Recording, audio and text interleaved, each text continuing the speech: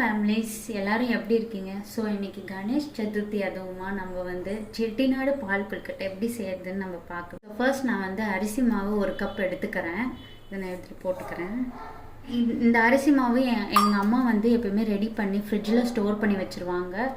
இது எப்பயுமே வந்து வறுத்து எடுத்து வச்சுருங்க, இல்லைன்னா நம்ம அரிசி மாவு வந்து என்ன ஆகிடும் அப்படின்னா பூசம் பிடிச்சி கெட்டு போயிடும்.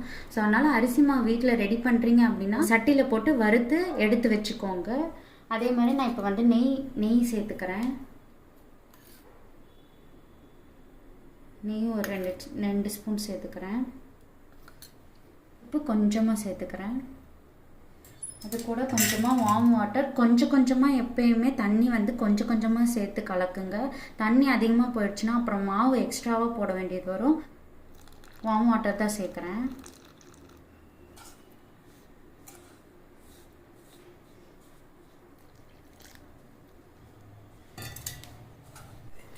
இந்த மாதிரி பிசைஞ்சு வச்சுக்கோங்க மாவு. இப்போது நம்ம குட்டி பால்ஸ் மாதிரி உருண்டை பிடிச்சி வச்சுக்கலாம். எந்த ஷேப் வேணாலும் நீங்கள் பண்ணிக்கோங்க. நான் வந்து பால் மாதிரி பண்ணுறேன். மாதிரி பாருங்க, இவ்வளோ அழகாக குட்டியாக நல்லா பால்ஸ் மாதிரி உருண்டை பிடிச்சி வச்சுட்டேன். இப்போ நான் வந்து ஒரு தேங்காய் உடைச்சி இந்த மாதிரி துருவி வச்சுருக்கேன். இப்போ நான் வந்து இதை எடுத்து தேங்காய் பால் அரைச்சி கொண்டு வந்துடுறேன். நான் வந்து ஸ்டவ் ஆன் பண்ணிக்கிறேன். ஆன் பண்ணிவிட்டு இந்த பாத்திரத்தில் இப்போ நான் செகண்டாக எடுத்து வச்சுருக்கேன் இந்த தேங்காய் பாலை நான் இப்போ வந்து இதில் சேர்க்க போகிறேன். மெதுவாக சேர்த்துக்கோங்க, உடம்புல தெரிச்சிட போயிட்டு. லோ ஃப்ளேம்லேயே நான் வைக்க போகிறேன். இது வந்து கொஞ்சம் கொதிச்சு வர டைமில் நம்ம இந்த பால்ஸ் எல்லாம் நம்ம சேர்த்துக்கலாம். அரிசி மாவில் செஞ்சு வச்சு இந்த பால்ஸ்லாம் நம்ம சேர்த்துக்கலாம். இப்போ தான் வந்து கொதிச்சு வர ஸ்டேஜு. அடி பிடிக்காமல் கிளறி விட்டுக்கோங்க. ஏன்னா லேசான பாத்திரம்னா சீக்கிரமாக அடி பிடிச்சிரும். நான் கொஞ்சம் லேசான பாத்திரம் தான் வச்சுருக்கேன், எனக்கு பாத்திரம் கிடைக்கல. இந்த டைமில் நான் இப்போ செஞ்சு வச்சேன் இந்த எல்லா பால்ஸையும் சேர்த்துட்றேன். எடுத்தோடனே அப்படியே கொட்டிடாதீங்க, உடம்புல தெரிச்சிடும். கொஞ்சமாக போடுங்க, அவசரம் இல்லை.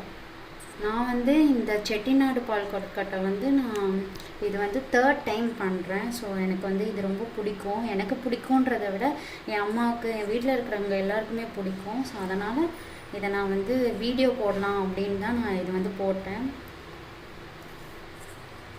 நல்லாயிருக்கும், நீங்களும் வீட்டில் மறக்காமல் செஞ்சு பாருங்கள். நான் வந்து ஒரு வெல்லத்தை வந்து உடச்சி இந்த மாதிரி கொஞ்சமாக மட்டும் தண்ணி சேர்த்து நான் இப்போ வந்து அதை கொதிக்க விட போகிறேன்.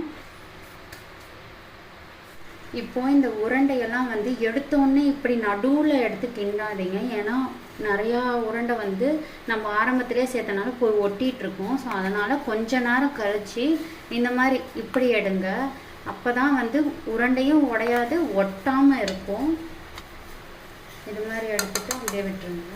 இப்போ நான் வந்து பாகு கரைச்சிட்டேன். இந்த மாதிரி வெள்ளைப்பாகு கரைச்சி எடுத்து வச்சுருக்கேன்.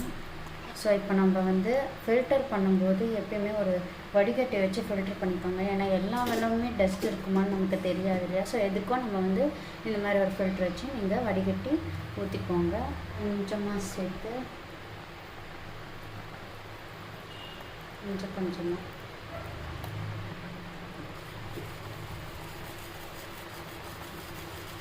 எல்லா வெள்ளத்தையும் ஊற்றிக்கிறேன். நான் கம்மியாக தான் எடுத்தேன், எனக்கு எல்லாமே ஊற்றிட்டேன். டேஸ்ட்டு சூப்பராக இருக்கும். நீங்களும் மறக்காமல் செஞ்சு பாருங்கள். ஏன்னா நான் ஃபர்ஸ்ட் டைம் செய்யும்போது எனக்கு குக்கிங் அவ்வளோக்கு வராது. எங்கள் அம்மா தான் எல்லாமே கற்றுக் கொடுப்பாங்க. அதே சமயத்தில் நம்ம நிறைய யூடியூப் வீடியோஸ்லாம் பார்க்குறோம். ஸோ அதுலேயே நம்ம வந்து கற்றுக்கலாம். ஸோ அதே மாதிரி தான் நானும் கொஞ்சமாக கற்றுக்கிட்டு இருக்கேன். இந்த டைமில் நல்லா கலந்து விட்டுக்கோங்க.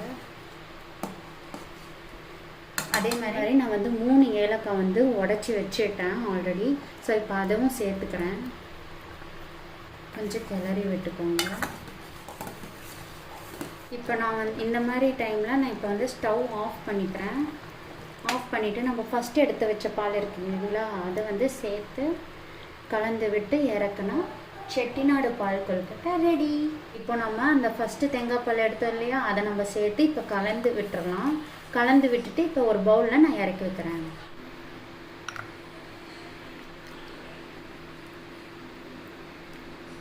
எவ்வளோ சூப்பரான பால் கொழுக்கட்டை நான் ரெடி பண்ணிட்டேன். இதே மாதிரி நீங்களும் உங்கள் வீட்டில் ரெடி பண்ணி கணேஷ் சதுர்த்தியை சூப்பராக கொண்டாடுங்க. Thank you so much.